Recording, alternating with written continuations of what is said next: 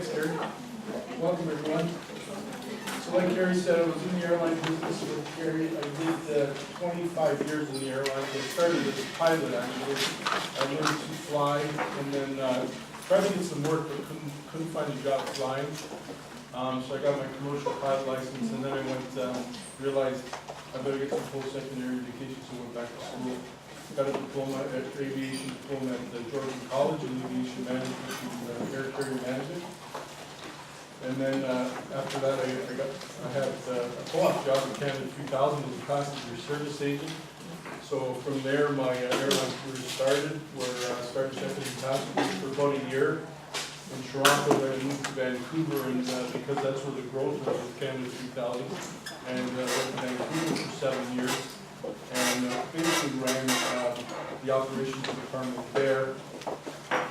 And then and the growth was there. So I got to go, I was in the training department. I got to go to Sydney, Australia, the training, the ground staff, talk about balance, check-in, loading the aircraft, all the Canada 3000, the airline's ways, how to smile at the passengers, right? Because that was part of the motto, part of the vision statement. And then after Vancouver, I got to go to fancy different places like Fiji, Rarotonga, and New Zealand, LA, Alaska, all that fun stuff. So I was a young guy then, single, so it was fun. So then I got asked to move back to the Central Operations Department in Toronto, so that's where the airline nerve center is, that we call them. That's where a lot of airlines call it a 24/7, 365 operations center, where everything happens, where the airline runs. Make sure the flight crew arrive on time, pilots, flight attendants, making sure the dispatchers flight plan the flights accordingly, and everything goes on time, and make sure the company's on-time performance is at, at 100%. Okay? And then after the airline, after Canada 3000, I went to Sky Service. I was there for about 9 years. Before that, Sky Service went bankrupt. I worked at Air Canada Jazz as contracting for the 757 when we took on the 757 airplane, and basically instructed all their flight dispatchers in Halifax, because it was a new airplane for them. They only fly Dash 8s and RJs at the time. So 757 was a bigger airplane for them, so they were kind of scared of it. And it went long distances, and they went to need us, which is hard to train them on all that. And then after that was finished, I went to Orange Air Ambulance for a year, and I was the assistant director of flight operations. So what I did there is basically set up a system operations control center with flight dispatchers, and we ran flight dispatch for Orange, which was different because they had helicopters, right? So it was a little new to me, so I knew how helicopters started to run. So it's a little different operation. Well, they have 10 airplanes, so they had 10 helicopters and 10 airplanes. And they had a big scandal a couple of years ago, and eventually my time had to end there because they canceled the flight dispatch department. So I went to the GTAA, the Greater Toronto Airports Authority, and I've been there for 5 years. I'm currently an airport duty manager, so I work 12-hour shifts on a 5-on, 5-off basis. And so you got to work days and nights, obviously. So I start at 6 in the morning and end at 6 at night, or I start a night shift at 6 p.m.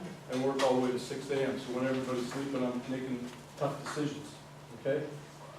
So that's what I do now, and I work at, I'm a profit center at the College of Newnham campus in the aviation operations, teaching flight dispatch and weather. All right, so I'll talk about a little bit of the flight dispatch, and then we'll get into this works.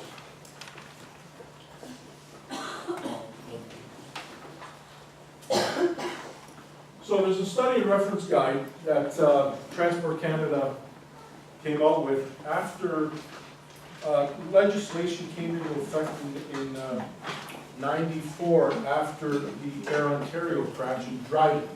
Air Ontario 1363, that crashed March 10, 1989. Anybody know about that one? That's how the dispatch career started, because we didn't have licensed dispatchers at the time in Canada. In fact, the only countries in the world that have licensed dispatchers today are Canada and the United States. So a lot of the countries come to Canada and the United States to train on our flight dispatcher ways, especially in Canada, because in Canada we have, our regulations are a lot tighter. So flight dispatcher are, I call them better trained than the FAA flight dispatchers. Okay?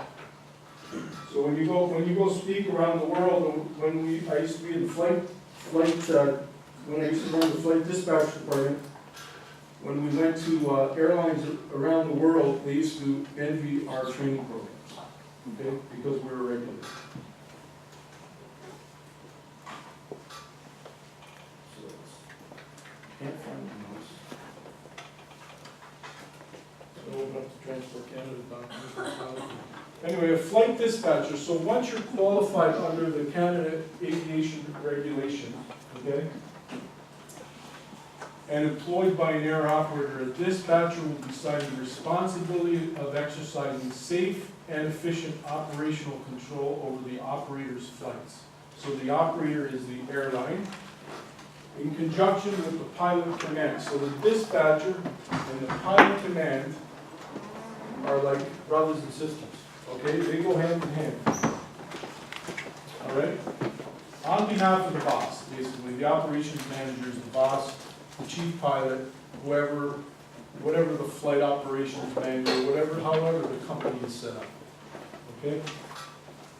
So whenever I say air operator, that's the airline, or commuter airline, or air taxi, whatever you want to call it. Okay? Air operator. So the dispatcher, they ensure that each flight dispatcher is trained and qualified in accordance with the requirements of the approved training program. So every company has an approved training program, so you have to hand it into Transport Canada, just like flight attendant training program. Well, dispatchers have the same type of training program. Okay, it's a little more technical.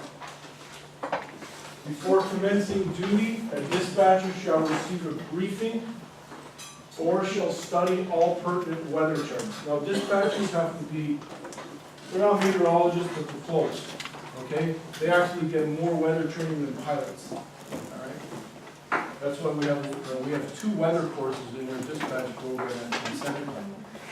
Because not only you have to know the theory, you have to know how weather works, okay? Because it is a science. So weather charts, weather reports, NOTAM, so notice the airmen. So these are like closed runways. Like at Pearson, if we have to close a runway because there's a hole in it, we'll NOTAM closed. Okay? So that's what dispatchers read NOTAMs all day. Okay? They're not on the internet, they're reading NOTAMs. Operational restrictions enforce flights in the air, flights for which operational flight plans, or they call them dispatch releases, and I'll show you that have been issued, okay, but have not yet commenced. So every airplane that's in the air, the flight dispatcher has to get briefed on. Every flight that's planned has to get briefed on, all the intricacies of the flights, okay, and the weather, and any of the airports. So if you're flying from Sydney, Australia, all the way to Toronto, Canada, that's a lot of geography in play, that's a lot of weather. That's a lot of airports, right? Because you have diversion airports as well, just in case there's an emergency on board that you have to land. Washrooms don't work, passenger having a heart attack, so forth, okay? You guys all know about emergency response. You got to make sure that the emergency response is the airports are open, so they have their emergency response can what's the word I'm looking for? They can activate the emergency response at their airport, because if you're planning a flight to an airport that's closed, their emergency response won't be there. Okay, fire, police, or anything. Right. The responsible dispatcher may supervise personnel, including assistants. If there's training, supervisors will be able to assist them as well. And dispatchers maintain records of training, okay? So they make sure they have records of training as well as records of the flight. Any transactions that's going on on a flight that may change the flight plan has to be documented somewhere, computer documented, written document. Just in case there's an incident or accident, Transport Canada or whoever needs to investigate has documentation for that. Okay? That's safety management system, is basically documentation. Okay? If you don't document, in aviation you have to document. If you don't like to read and write in aviation, you always have to do tests. You always have to read and write. All right? My son sometimes doesn't like to read and write, but I tell him he wants to get into aviation as well. I tell him you got to read and write all the time. So, objectives of the dispatcher, there's two. Operations control. You exercise authority over the formulations when you formulate the flight plans. Okay? So you're telling the pilots where to go from A to B. All right? What to expect from A to B, weather-wise, airport-wise, airport's closed, airport's open, performance. Every runway is not the same. So the dispatcher has to calculate the performance on that runway. At Toronto Pearson, we have 11,000 feet runway, 200 feet wide. Not every runway in the world is like that. If you go down to Cancun, let's say, 6,000 feet. Okay? 6,000 feet, 150 feet wide. And it's like this. It's got a lot of ridges in it and bumps. Well, it's not like that, but it's, maybe like that. Okay? Where Pearson's a straight line. Some of our runways are straight and level. Some actually go up like this. You would never notice, but if you're at the end of the runway, you can see it.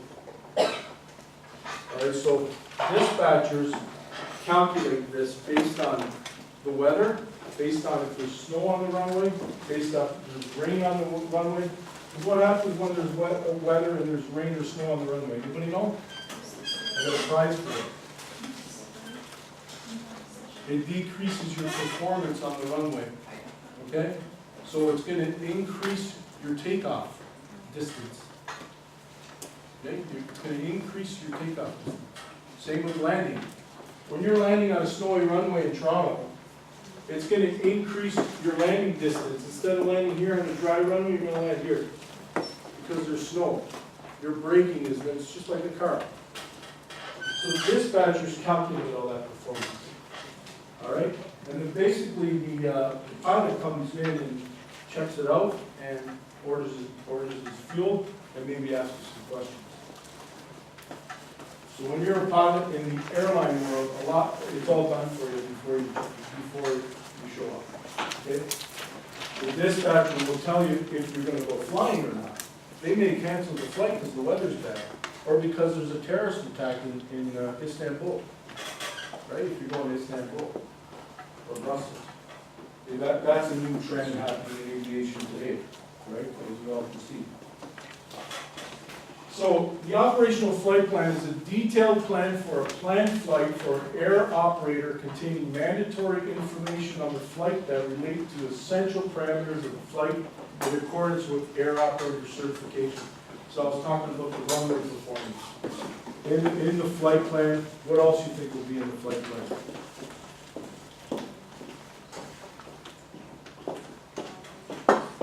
There will be diversion airports.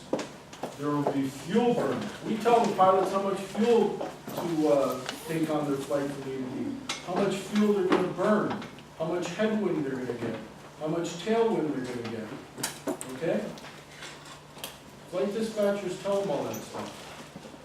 And what diversion airports you can go to. Don't go to this airport if it's a precautionary landing, which is non-emergent. You can go to this airport because we have services set up there. We have contracts. I mean, if a guy's having a heart attack and you have to land right away, they're going to land right away. Or you got a depressurization issue on the airplane, they're going to land right away. You got to know it.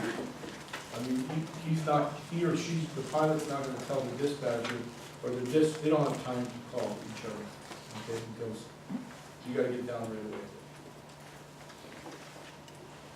Any questions so far? Any Anybody want to be a dispatcher?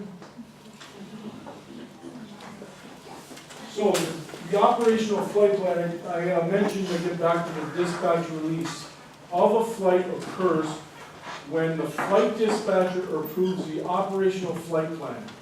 Okay? So the dispatcher, once he's calculated or she's calculated the flight plan, they're going to approve it, sign it, okay? After which it's submitted to the pilot in command for acceptance. Okay? That's why I said the pilot command comes in, reviews all his documents, and signs it off. And if they have questions, if they don't like the flight plan, they'll discuss it and go back and fix it. Okay? Maybe he wants 500 kilos more